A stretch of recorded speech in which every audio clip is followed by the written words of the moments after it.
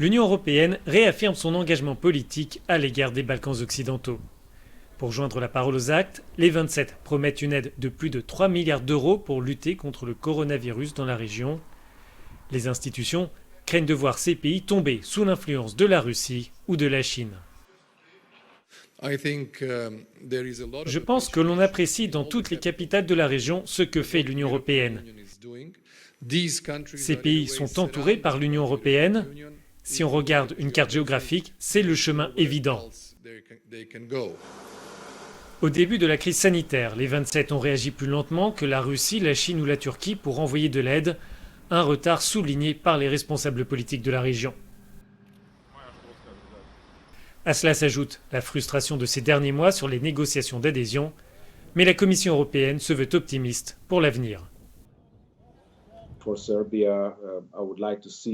Pour la Serbie, j'aimerais ouvrir plusieurs chapitres et peut-être en conclure certains d'ici la fin de l'année. Il reste un dernier chapitre avec le Monténégro. Je souhaite pouvoir l'ouvrir.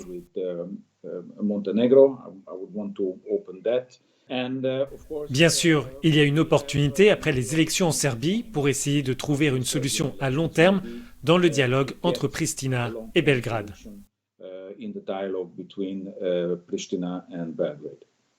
L'Union a donné son accord au mois de mars pour lancer les négociations d'adhésion avec l'Albanie et la Macédoine du Nord. Toutefois, pour tous les pays candidats, la route vers le projet européen reste encore longue.